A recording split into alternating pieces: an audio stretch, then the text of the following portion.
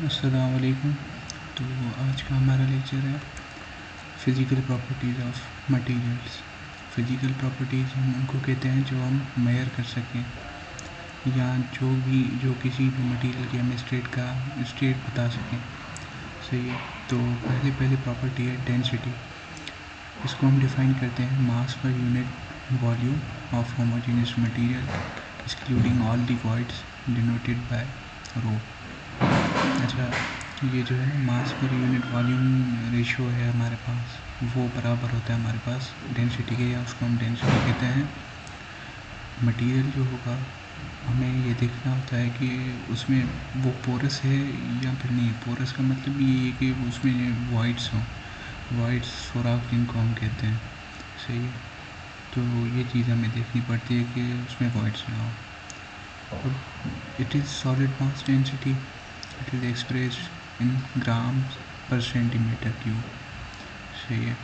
तो ये जो है ना मुख्तलिफ यूनिट्स में इनके मुख्तलिफ जो है ना सिस्टम्स होते हैं, यूनिट सिस्टम हमारे पास होते हैं, उनमें जो है ना इनके मुख्तलिफ यूनिट्स हैं। अब आते हैं दूसरी property, bulk density. It is mass of unit volume of the material in its natural state with pores and voids denoted by rho B. ये जो है हमारे पास डेफिनेशन वही है, क्योंकि वही एक चीज़ है। इसमें क्या होता है कि जैसी नेचुरल स्टेट होती है मटेरियल की, वो उसी में ही मौजूद होता है। मतलब चाहे वो हमारे पास पोरस मटेरियल हो, उसमें वॉइड्स वगैरह हो हमारे पास, तो वही चीज़ें जो है ना इसमें इंक्लूड की जाती हैं। ठीक है। तो डेंसिटी की जैसे सिंबल होती है हमारे पास रो, तो वैसी सिंबल है, लेकिन बल्क डेंसिटी है तो इसीलिए बी आगे लगाया हुआ है। सही, ताकि पता चले कि ये हम बल्क डेंसिटी की बात कर रहे हैं। इसका यूनिट जो है वो है किलोग्राम पर मीटर क्यूब। डेंसिटी इंडेक्स जो होती है वो हमारे पास रेशियो होती है बल्क डेंसिटी और डेंसिटी की। इसका कोई भी यूनिट नहीं होता, क्योंकि बल्क डेंसिटी या डेंसिटी दोनों की यूनिट्स जो है ना वो सिमिलर हैं। तो जब किसी के यूनिट सिमिलर होते हैं तो आपस में कैंसिल आउट हो जाएंगे। तो मतलब डेंसिटी इंडेक्स जो बनेगा वो हमारे पास जो है ना यूनिट लेस होगा। अब बोलता है कि it describes how much solid stuff is present in a materials volume. For almost all building materials density index is less than 1 because there are no absolutely dense bodies in nature. इसमें ये बता रहा है कि हमारे पास जो है ना सॉलिड मटेरियल या सॉलिड स्टफ जो भी प्रेजेंट होता है वो कितना स्पेस जो है किसी जगह पे भी कवर कर लेता है, तो उसको हम डेंसिटी इंडेक्स कहते हैं। अगर देखा जाए तो डेंसर बॉडीज़ जो होती है ना वो नहीं होती इतनी ज़्यादा, जो हमारे पास होती हैं एब्सोल्युटली डेंस बॉडीज़ नेचर में वो नहीं होती। तो इसीलिए जो है ना डेंसिटी इंडेक्स जो होता है वो हमेशा 1 से लेस होता है। स्पेसिफिक वेट, इसको हम यूनिट वेट भी कह सकते हैं। अब यूनिट वेट क्या होता है?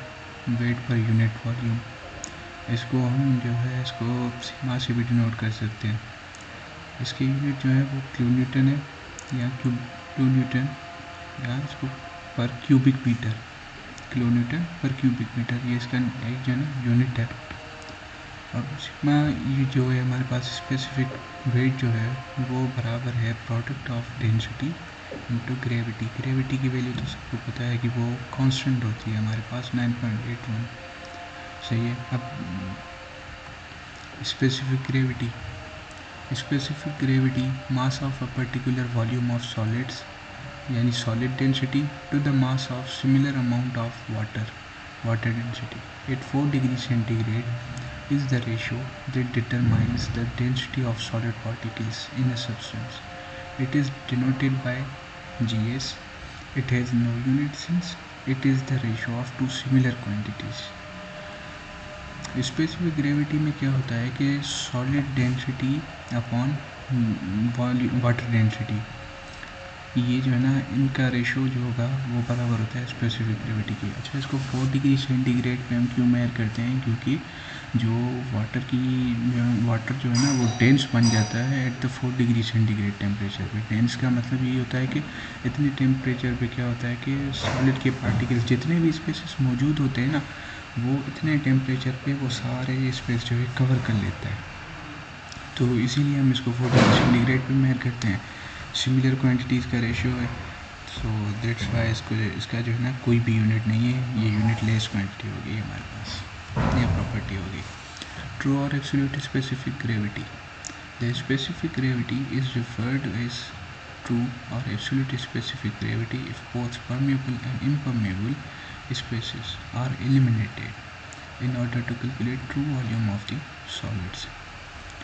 अच्छा, परमेबल और इम्परमेबल मटेरियल्स होते हैं, एक जो होते हैं हमारे पास अलो करते हैं कि वाटर जो है वो पास हो जाए मटेरियल में से, और एक जो होते हैं वो ऐसे होते हैं जो हमें अलो नहीं करते कि जो ना पानी जो है ईज़िली वो पास हो जाए।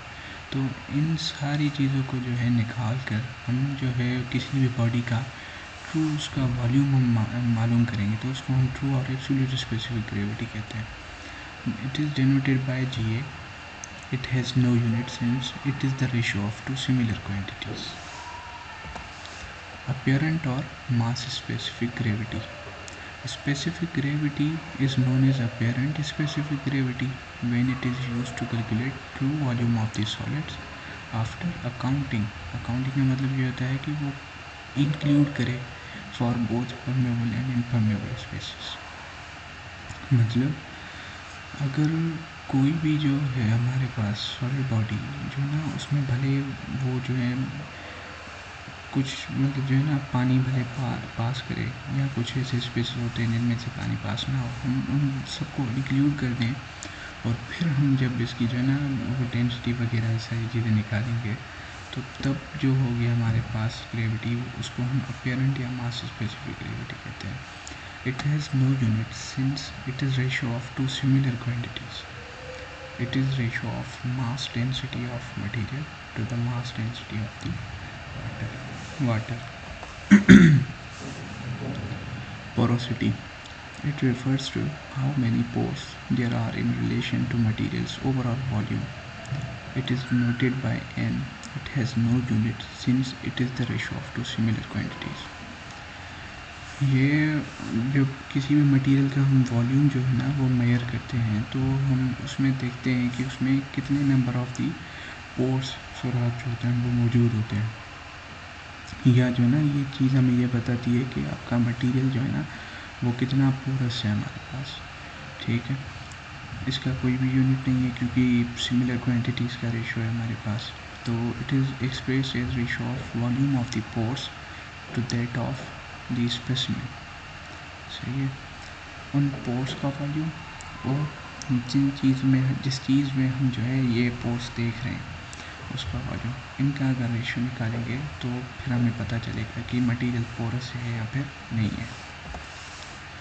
Hygroscopicity, a substance capacity to absorb the water vapor from the atmosphere, air temperature, relative humidity, the type, quantity and size of the pores as well as sort of substance being used all have an impact.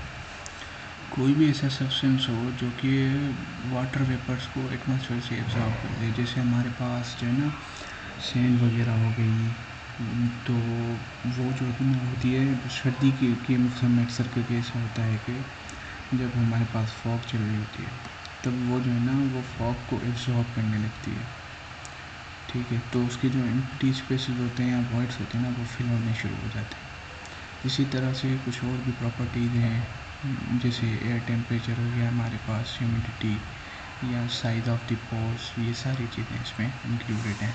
इन सब का जो है ना कुछ असर होता है body पे ताकि वो वाटर एब्जॉर्ब कर सके। Water absorption, it describes the substance capacity to take in and hold water. It is expressed as percentage.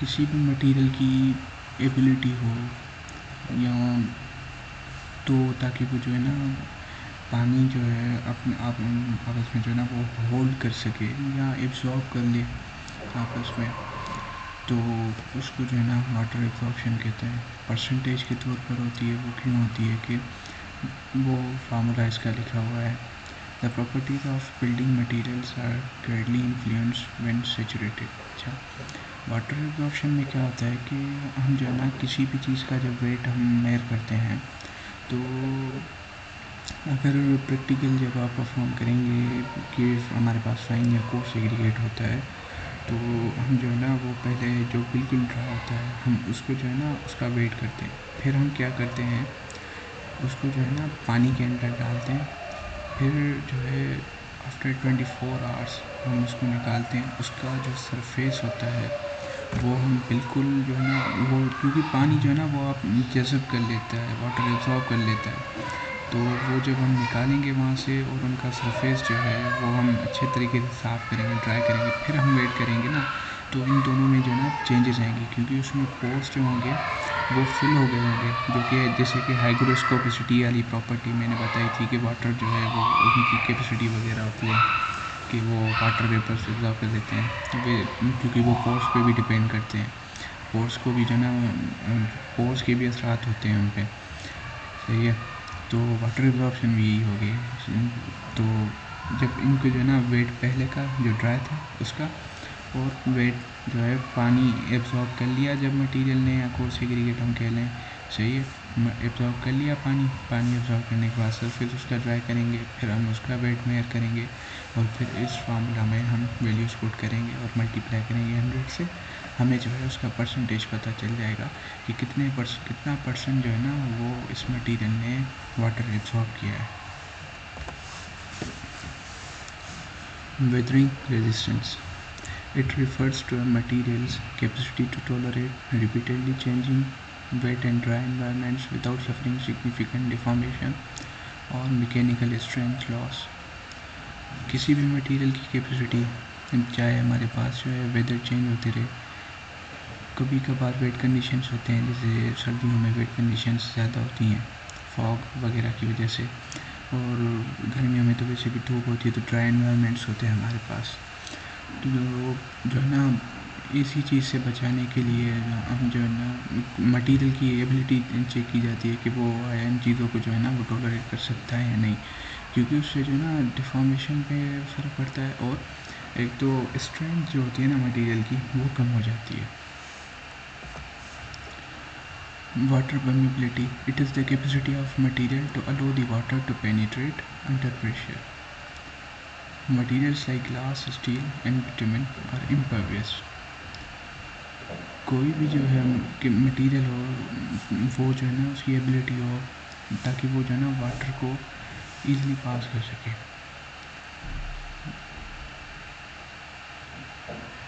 कोई भी मटेरियल उसकी जो कैपेसिटी हो जो कि अलो करे वाटर को ताकि जो है ना वो पेनिट्रेट करे, गुजर जाए या गुजर ना जाए, तो उसको जो है ना वाटर परमेबिलिटी कहते हैं। ग्लास हो गया, जैसे स्टील हो गया, बिटुमेन हो गया हमारे पास, वो जो है ना इम्परवियस होते हैं।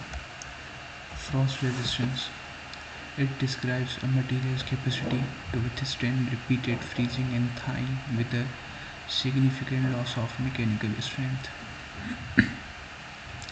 अच्छा, किसी भी मटेरियल की कैपेसिटी के जो है ना कुछ मटेरियल्स ऐसे होते हैं जिनमें जो है ना जब जहाँ पे बर्फ़बारी वगैरह होती है कुछ, तो वहाँ पे कुछ ऐसे स्पेसेस हमारे पास अगर किसी जगह पे रह गए हैं तो वो आहिस्ता आहिस्ता फिल होते जाते हैं उस स्नो से, सही है। तो क्या होता है फिर under these circumstances the water held in the pores expand and volume in the volume by up to 9% when it freezes.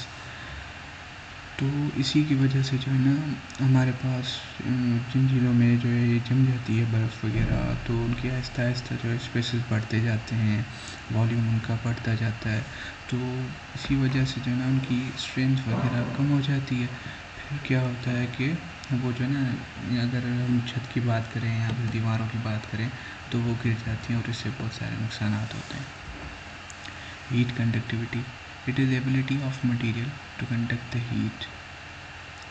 किसी भी मटेरियल की एबिलिटी जो हीट को कंडक्ट कर सके, बर्दाश्त करे उसको, और जो है it is influenced by material's composition, structure, porosity, pore characteristics and the average temperature at which heat exchange occurs. तो ये जो है ना मटेरियल की कंपोजिशन कैसे बनी हुई है उस चीज़ को देखती है, उसका स्ट्रक्चर, उसमें पोर्स हैं या नहीं, तो डिफरेंट, और टेम्परेचर कितना है उस हिसाब से जो है वो डिपेंड करती है कि किस मटेरियल में कितनी जो है ना हीट कंडक्टिविटी हो सकती है। Due to potential impact on dwellings, this feature is extremely important for the materials used in walls of the heated structures. तो जो है हमारे पास इसका जो है ना बॉक्स सर्कल के ड्वेलिंग का मतलब ये होता है कि घर वगैरह होते हैं हमारे पास, उन पे जो है ना ये ज़्यादा असर करता है। हम देखते हैं कि दीवार के लिए या फिर किसी चीज़ के लिए हम कौन सा मटेरियल यूज़ कर रहे हैं, सही है, क्योंकि वो जो है ना वो एक्सपोज होती हैं हमारे पास, धूप वगैरह हो गई जैसे, या फिर मतलब वो एक्सपोज होती हैं एनवायरनमेंट को, हमारे को, सही है। तो इसी वजह से हम उन चीज़ में उन चीज़ों में जो है ना जो मटेरियल यूज़ कर रहे हैं उनमें देखते हैं हीट कंडक्टिविटी के बारे में, सही है। Thermal capacity, material's capacity to absorb the heat is indicated by its specific heat.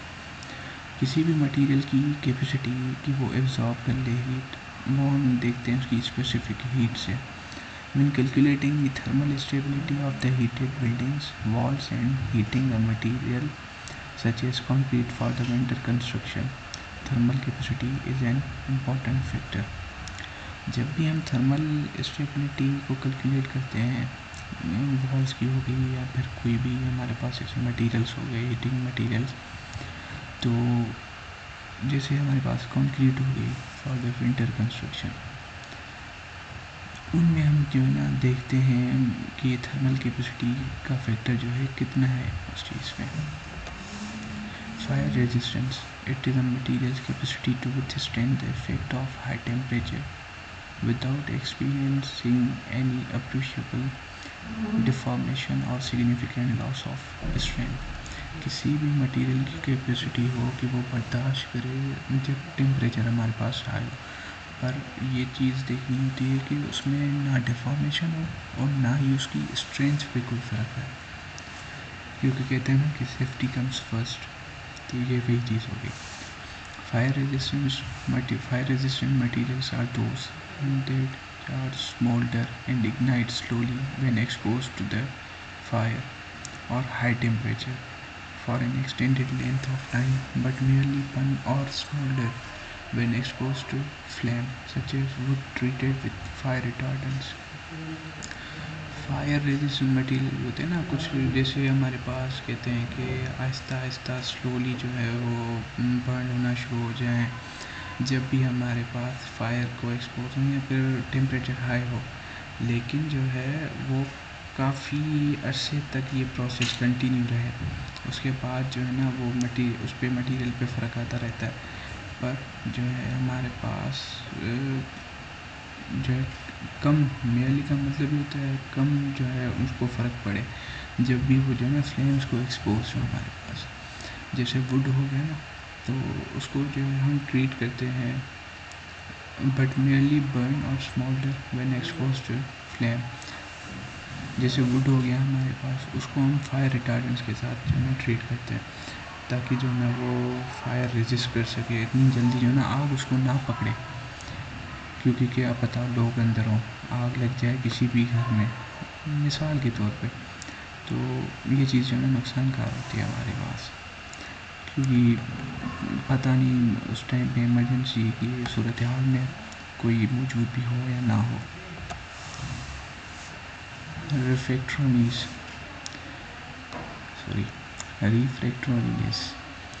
it indicates a material's capacity to tolerate repeated exposure to high temperature without melting or deforming. किसी भी material की capacity, किसी भी material की capacity हो, जब भी वो जो है ना वो एक्सपोजर रहता है उनका अक्सर करके बाहर कि तो वो बर्दाश्त करे हाई टेम्परेचर्स को विदाउट मेल्टिंग और deforming. Refractory materials are those that can withstand sustained temperatures of 1580 degree centigrade और हायर। रिफ्रैक्टरी मटेरियल वो होते हैं जब भी हमारे पास टेम्परेचर 1580 डिग्री सेंटीग्रेड से हायर होता है या उतना ही होता है, तो वो इतना टेम्परेचर बर्दाश्त कर सके हमारे पास। Low melting substance can tolerate temperatures below 1350 degree centigrade. 1350 degree से सेंटीग्रेड से अगर कम हो टेम्परेचर हमारे पास, तो वो जो है लो मेल्टिंग सब्सटेंस ये जो है ना सस्टेन कर सकते हैं, बर्दाश्त कर सकते हैं। List high melting at relatively high temperature. वो मटेरियल्स जो हाई टेम्परेचर पे जो है ना मेल्ट होना शुरू हो जाए, लो मेल्टिंग में वो मटेरियल जो लो टेम्परेचर पे मेल्ट होना शुरू हो जाए। Substance can withstand the temperatures between 1350 and 1580 degrees centigrade. Chemical resistance. It refers to a substance resistance to the effects of solid acids, alkalis, sea water and gases. अच्छा, कोई भी ऐसा material जिन पे ना एसिड का असर हो, जैसे कि मतलब वो उसको बर्दाश्त कर सके। जैसे कि हमारे पास होती हैं एसिड रेन्स भी होती हैं कभी कभार, तो मटेरियल्स जो होते हैं वो उसको बर्दाश्त करें। और जैसे हमारे पास इफ्लोरेसेंस होती है, वो भी सी वाटर की वजह से होती है, नमकीन पानी की वजह से, जो कि मतलब अगर कह लें कि फाउंडेशन में भी कभी कभार या फिर हमारे पास दीवारों में भी कभी कभार जो है ना इफ्लोरेसेंस होती है, जिसकी वजह से जो है ना कलर आपका जो होता है वो उतरना शुरू हो जाता है। और भी मुख्तलिफ केसेस होती हैं हमारे पास। Even weak acids that don't completely dissociate in solution can degrade, यानी जिसको हम एरोड भी कहते हैं। Natural stone materials including limestone, marble and dolomite. Weak acids वो होते हैं जो कम्प्लीटली हमारे पास किसी भी सॉल्यूशन में डिज़ोल्व ना हुए हों, सही है। वो क्या करते हैं हमारे पास कि जो भी हमारे पास, जैसे हमारे पास मटेरियल्स हो गए, natural stone material, lime stone या मार्बल हो गई या डोलोमाइट, उनको एरोड करते हैं। अब एरोड या एरोजन बात एक ही होती है। एरोजन के प्रोसेस में ये क्या होता है कि आहिस्ता आहिस्ता, जैसे अगर जियोलॉजी में देखा जाए तो पानी जो होता है वो आहिस्ता आहिस्ता पोरस मटेरियल्स होते हैं, कुछ स्टोन में चला जाता है, आहिस्ता आहिस्ता उनको अपनी जगह से वो उखाड़ना शुरू कर देता है। फिर आहिस्ता आहिस्ता वो अपनी जगह जो है रिप्लेस करते जाते हैं या निकल जाते हैं, वो अपनी जो फिक्स जो जगह होती है वहाँ से जो है वो हट जाते हैं, फिर किसी भी जगह पे जाएँ। Acid and alkali resistance in would is poor. Alkali liquors cause the bitumen to dissolve या disintegrate, बात एक ही होगी। Durability. A material's ability to withstand the combined impacts of atmospheric and other variables is known as durability. अच्छा, कोई भी ऐसा material जिस पे जो है ना हमारे पास एटमॉस्फेरिक लोड्स वगैरह जैसे हमारे पास होते रहते हैं, फिर चाहे वो एक्सटर्नल लोड्स हो हमारे पास या फिर कोई और चीज़ हो, उसको वो बर्दाश्त कर सके, या फिर जो है ना वो चीज़ें वेरी भी करती रहती हैं, चेंज भी होती रहती हैं, कभी किस चीज़ का इम्पैक्ट आ गया, तो वो उन सारी चीज़ों को जो है ना वो बर्दाश्त करे, तो उसको उस प्रॉपर्टी को हम कहते हैं ड्यूरेबिलिटी। डिफरेंट मटेरियल्स की जो है ना ड्यूरेबिलिटी प्रॉपर्टी की वैल्यूज़ भी डिफरेंट होती हैं। वो जब हम आगे पढ़ेंगे उन मटेरियल्स के बारे में, तो मैं आपको और भी जो है ना क्लियरली इनके बारे में डिटेल में बताता जाऊंगा। बस आज के लिए इतना ही, शुक्रिया।